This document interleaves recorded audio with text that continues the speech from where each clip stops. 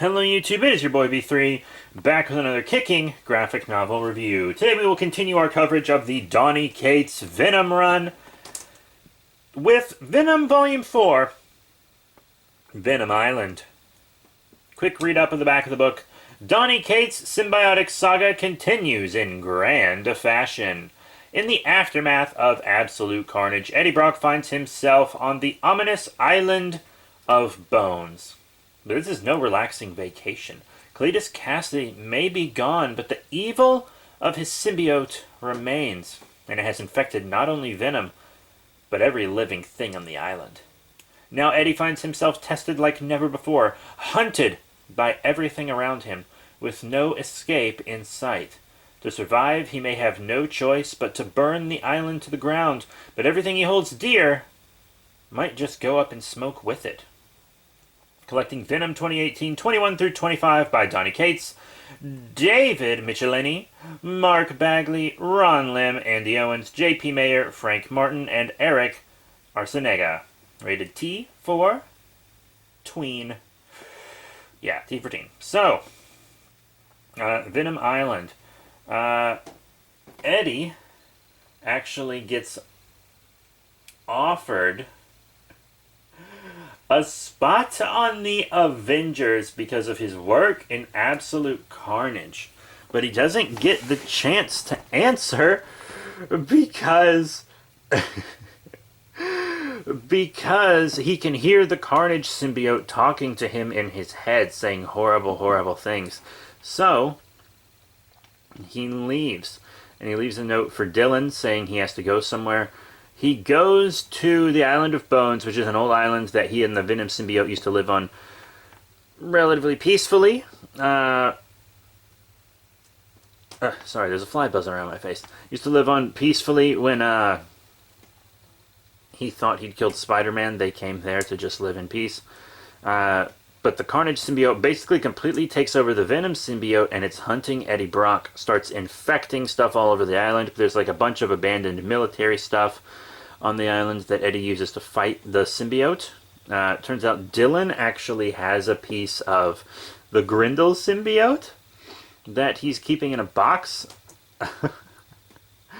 And he kind of messes around with that while Eddie's on the island. The Carnage symbiote chops off...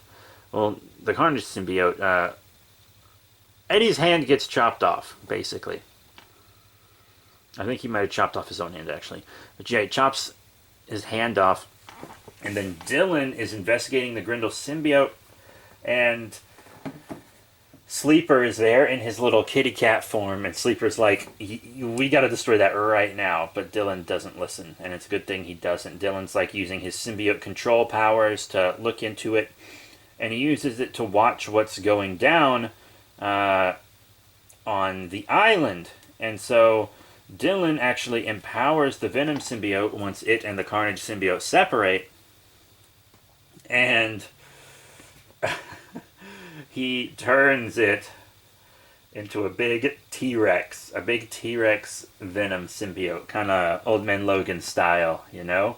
While the Carnage symbiote completely takes over Eddie's body. But Dylan is able to help them fight and defeat the Carnage symbiote. Pretty crazy stuff. And it ends with Dylan discovering more about his powers and etc. Which is pretty cool.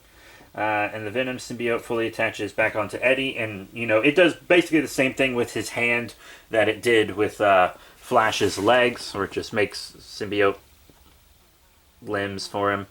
The Carnage symbiote attaches to a shark and escapes the island.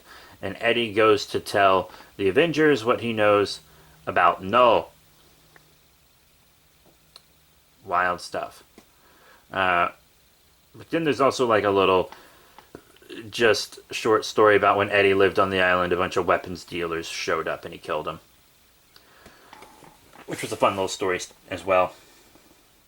But yeah, that's it for Venom Volume 4, Venom Island. It was a fun little book. Not as good as some of the other ones. It's just, you know, a little aftermath book. The main the big important thing that happens in it is Dylan's exploration of his powers and more of an acceptance of Eddie as his father, which I didn't really get into, but I don't want to tell you every single thing, you know? I want you to have enough where you can read it for yourself. And we'll see what happens next in Venom Volume 5, Venom Beyond. So that's it. Thank you all once again for your support, and I'll see you all next time.